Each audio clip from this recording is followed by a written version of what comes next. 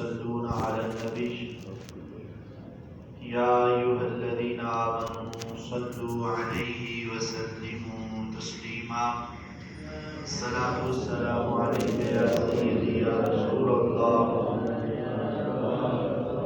وعلى آلك وأصحابك يا سيدي يا حبيب الله الصلاة والسلام عليك يا سيدي يا نبي الله وعلى آلك وأصحابك يا سيدي يا نور الله الصلاة والسلام عليك يا سيدي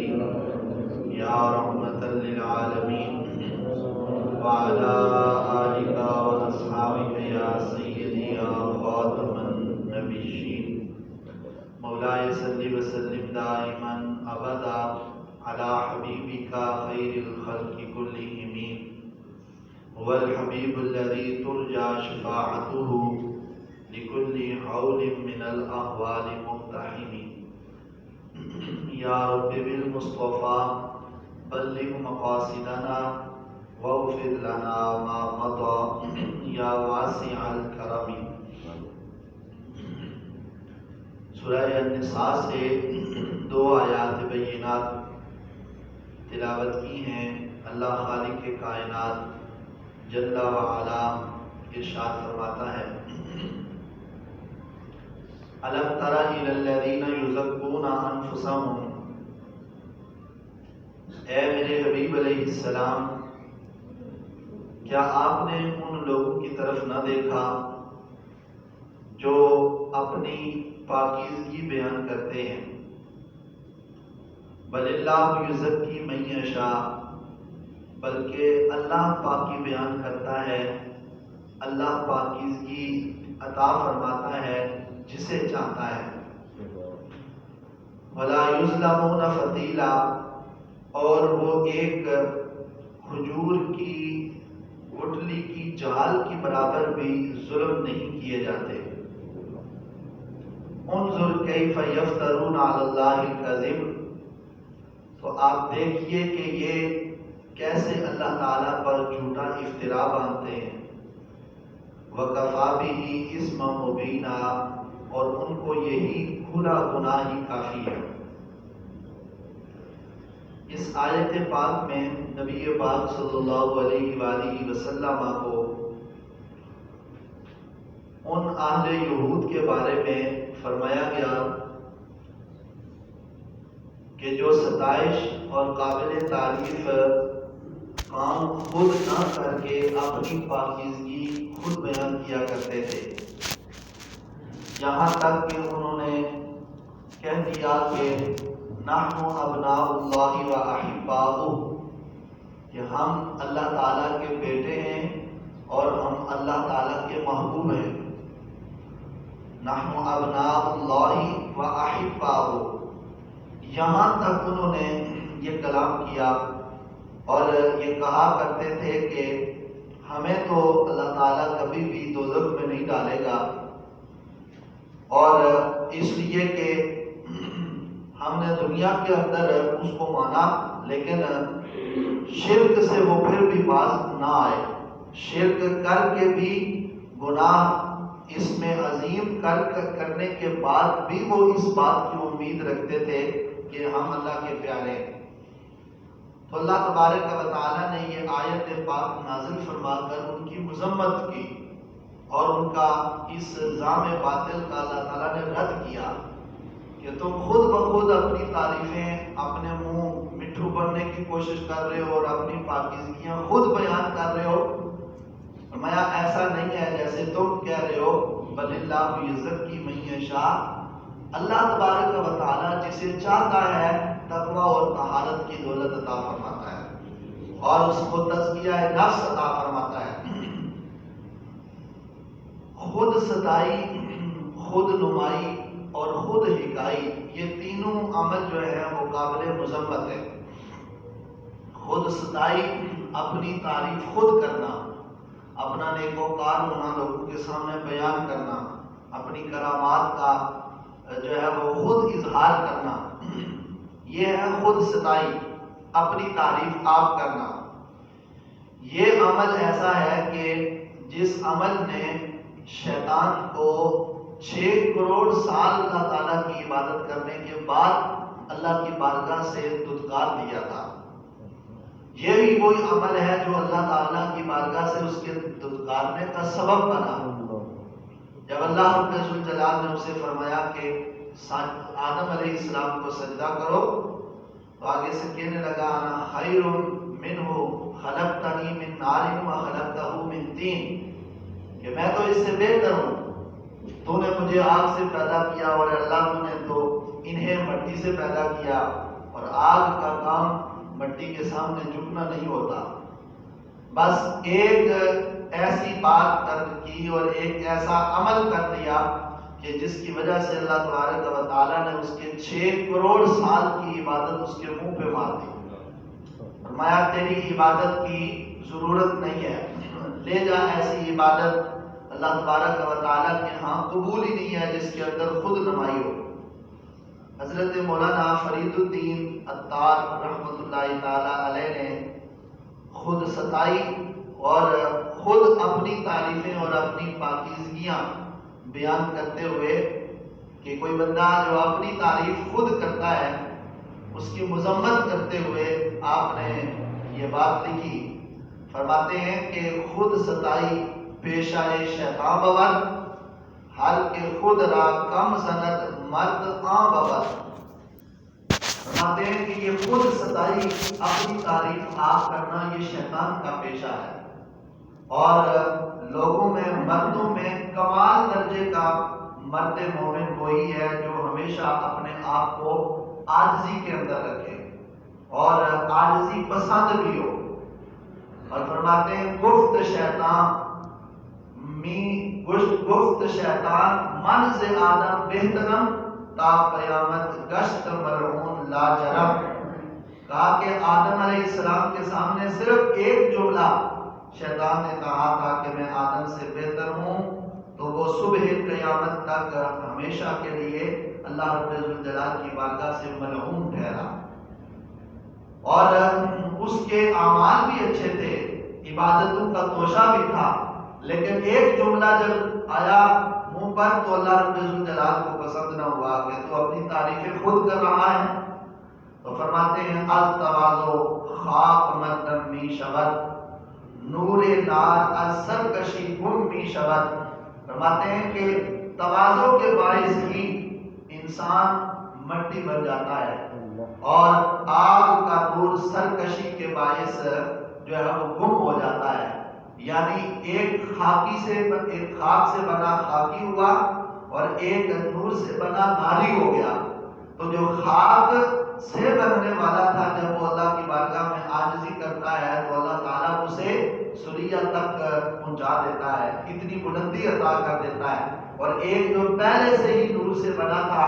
جب اکڑ جائے تو اللہ تبارک و تعالیٰ اسے ہمیشہ کے لیے ناری بنا دیتا ہے۔ اس لیے راندہ شد ابلیس از مستکبری، گشت مقبول آدم از مستغفری۔ فرماتے ہیں کہ ایک ابلیس نے ریاکاری اور تکبر سے کام لیا اور ہمیشہ کے لیے راندہ بارگاہ ہو گیا، اللہ کی بارگاہ سے دھتکار کیا گیا۔ اور ایک آدم علیہ السلام ہیں جن کے استغفار سے اللہ تعالیٰ نے ان دونوں جہانوں کے اندر مقبولیت کا تاج عطا فرما دیا۔ خود ستائی یہ ایک ایسا پیشہ ہے کہ چاہے کوئی انسان کرے یا عرشی مخلوق میں سے کوئی یہ کام کرے، اللہ کو یہ پسند نہیں ہے اپنی تعریفیں آپ کرنا۔ حضرت شیخ ابو الحسن خرقانی رحمۃ اللہ تعالیٰ علیہ،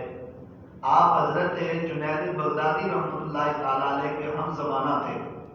تو حضرت جنید بغدادی کے سامنے کسی نے شیخ ابو الحسن خرقانی کی کرامت بیان کی، اور انہوں نے کہا کہ جی حضرت خواجہ ابو الحسن خرقانی ایسے صاحب کرامت تھے کہ انہوں نے خود بیان کیا اپنی کرامت کو کہ میں ایک دریا کے کنارے پر تھا تو دیکھا ایک شکاری مچھلیاں پکڑ رہا تھا، تو جب اس نے جال پھینکا تو میں نے اسے کہا اب تیرے اس جال کے اندر پوری جو ہے وہ 1.5 کلو کی مچھلی آئے گی، اور دیکھنا کہ کہ ابھی تو جال کھینچے گا تو اس کے اندر مچھلی کا جو ہے وہ تو منظر دیکھے گا تو سامنے آ جائے گی. جو ہی جال ڈالا تو جب جال کو کھینچا تو واقعی اندر سے 2.5 کلو کی ایک مچھلی جو ہے وہ ظاہر ہوئی. حضرت جنید بغدادی رحمۃ اللہ تعالی علیہ کے سامنے جب یہ بات بیان ہوئی نا کہ حضرت خواجہ ابوالحسن خرقانی نے خود بیان کیا حضرت اپنی جو ہے وہ کرامت کو، وہ آپ نے ایک بڑی ٹھنڈی آہ لیتے ہوئے، ایک ٹھنڈی سانس لیتے ہوئے فرمایا کاش اس جال کے اندر 2.5 کلو مچھلی کے جگہ کے اوپر کوئی بڑا اژدہا ہوتا جو ابوالحسن خرقانی کو ڈنگ مار دیتا، کہ جو اپنی کرامات خود جو ہے وہ لوگوں کے سامنے بیان کر رہا ہے اور خود ستائی کر رہا ہے، اپنی تعریف خود بیان کر رہا ہے. اولیاء اللہ تو وہ ہوتے ہیں کہ جو اپنی زندگی کے اندر اپنی کرامات کو ایسے چھپاتے ہیں جس طرح ایام مخصوصہ میں عورت اپنی ایام مخصوصہ لوگوں سے چھپاتی ہے. وہ اپنی کرامت کو خود دبانے کی کوشش کرتے ہیں کہ کسی کے سامنے یہ بات ظاہر نہ ہو جائے. تو یہاں اپنی کرامات کا خود جو ہے وہ بیان کرنا اور من گڑت باتیں بیان کرنا، پھر لوگوں کو جو ہے وہ ان کی توجہ اپنی جانب کرنے کے لیے جو ہے وہ من گڑت باتیں اور اپنی کرامات اور خود اپنی تعریفیں اتنی کرنا، یہ اللہ تبارک وہ بندہ جو دنیا کے اندر لوگوں کے سامنے اپنی تعریفیں چاہ رہا ہے یا لوگوں کے سامنے اپنی تعریف کو پسند کرتا ہے، اسے رب تعالیٰ کی بارگاہ سے کیا اجر ملنا ہے. اس لیے اللہ تبارک و تعالیٰ فرماتا ہے کہ یہ طریقہ کار یہودیوں کا تھا. وہ اپنی یزکون انفسہم، اپنی جو ہے وہ خود ستائی کیا کرتے تھے اور اپنی جو ہے وہ تعریف کیا کرتے تھے. اللہ رب الجلال فرماتا ہے اللہ یزکی من یشاء، اللہ تعالیٰ جسے چاہتا ہے پاکیزگی عطا کر دیتا ہے. انظر کیف یفترون علی اللہ الکذب وکفی بہ اثما مبینا. فرمایا حبیب میرے کہ یہ جو باتیں کر رہے ہیں کہ ہم اللہ کے بیٹے ہیں اور اللہ کے جو ہے وہ محب ہیں، اللہ کے محبوب ہیں، ہمیں تو اللہ تعالیٰ عذاب میں نہیں ڈالے گا، ان کے اوپر دیکھیے کہ یہ کیسے اللہ تبارک و تعالیٰ کی ذات پاک پر جھوٹے جھوٹے افترا باندھ رہے ہیں. اور یہ کیا ان کی جو ہے وہ جہنم میں جانے کے لیے کیا یہی گناہ کافی نہیں ہے کہ وہ ایسی بات کر رہے ہیں کہ جس کا تعلق اللہ رب الجلال کی ذات پاک کے ساتھ نہیں ہے، نہ ہی اللہ رب الجلال کہ ہاں وہ نہ خود کسی سے پیدا ہوا اور نہ ہی اس سے کوئی پیدا ہوا. لم یلد ولم یولد ولم یکن لہ کفوا احد، جس کی شان ہے اس کے بارے میں یہ باتیں کہہ دینا کہ ہم اللہ کے بیٹے ہیں اور اللہ کے پیارے ہیں. تو یہ خود ستائی جو ہے یہ ان کا کام تھا یہودیوں کا، اور اللہ تعالیٰ نے ہمیشہ کے لیے ان کو دنیا کے اندر بھی ذلیل کیا اور آخرت میں رب الجلال ان کو ذلیل فرمائے گا. تو کام وہی ہے کہ جس کام کو کرنے کے بعد از راہ تحدیث نعمت، یعنی تحدیث نعمت کا مطلب کسی نعمت کا اس لیے اظہار کرنا کہ میرے اوپر میری یہ اوقات نہیں تھی اور میرا یہ مقام نہیں تھا، میرے اللہ کا فضل مجھ پر ہوا، میرے اللہ کا کرم مجھ پر ہوا تو مجھے اللہ تبارک و تعالیٰ نے اس چیز سے نوازا. اس انداز کے اندر یہ بیان کرنا یہ خود ستائی کے زمرے کے اندر نہیں آتا. بندہ کہے کہ میرا کمال نہیں ہے، میں کچھ نہیں ہوں، جو کچھ اگر ہے تو وہ اللہ رب الجلال کا عنایت کرتا ہے، اللہ تعالیٰ نے مجھے عطا فرمایا ہے، میں اس پر کوئی فخر نہیں کر رہا بلکہ تحدیث نعمت کے طور پہ عرض کر رہا ہوں. اس لیے اگر کوئی اس انداز میں بیان کرے تو اس میں حرج نہیں ہے. نبی کریم علیہ السلام نے صحابہ اکرام رضوان اللہ تعالیٰ علیہ اجمعین کے سامنے خود بیان فرمایا انا سید ولد آدم، فرمایا میں اولاد آدم کا سردار ہوں، ولا فخر، لیکن مجھے اس پر فخر نہیں ہے. میں اللہ رب الجلال کی اس نعمت کو تمہارے سامنے رکھ رہا ہوں کہ اللہ تعالیٰ نے مجھے اولاد آدم کا سردار بنایا ہے، لیکن فخر کے لیے یہ بات نہیں کہہ رہا. فرمایا وَلِوَاءُ الْحَمْدِ يَوْمَئِذٍ بِيَدِي، اور ایک دن آئے گا کہ اللہ تبارک و تعالیٰ کی حمد کا جھنڈا میرے ہاتھ میں ہوگا، اللہ تبارک و تعالیٰ کی تعریف کرنے والا میں ہوں گا. لیکن حضور علیہ السلام نے فرمایا کہ اللہ تعالیٰ نے مجھے یہ شرف بھی بخشا، یہ شرف بھی بخشا، لیکن میرے صحابہ یاد رکھنا ولا فخر، ساتھ یہ لفظ ہے حدیث کے، فرمایا فخر اور تفاخر کی وجہ سے تمہارے سامنے نہیں رکھ رہا، صرف اللہ کے فضل کا اظہار کر رہا. تو جب انسان اللہ تبارک و تعالیٰ کا فضل مانگے تو یقیناً اللہ رب الجلال پھر اس کے اس عمل کے اندر مزید برکتیں بھی عطا فرما دیتا ہے اور اس کے اندر چاشنی اور لذت بھی پیدا ہو جاتی ہے. اور جب وہ خود اپنے دل سے خود چاہے نا کہ میری تعریفیں ہوں اور میری تعریفوں کے پل باندھے جائیں اور یہاں تک کہ لوگ وہ عمل بھی نہیں کرتے اور ایسا کام بھی نہیں کرتے کہ جس کی وجہ سے ان کی تعریف کی جائے, لیکن وَيُحِبُّونَهُ أَن يُحْمَدُوا بِمَا لَمْ يَفْعَلُوا, اللہ کا قرآن کہتا ہے کہ وہ ایسے کام پر اپنی تعریف چاہتے ہیں کہ جو کام انہوں نے زندگی میں کبھی کیا ہی نہیں ہے. تو اس لیے یہاں سے ہمیں یہی درس ملتا ہے کہ اللہ تبارک و تعالیٰ کے فضل اور اس کے کرم کو مانگتے رہنا چاہیے اور اپنی تعریفیں اپنی زبان سے کبھی بھی انسان اپنی پاکیزگی اور اپنی نیک نامی کو بیان نہ کرے. میں بہت نیککار ہوں, میں بہت جو ہے وہ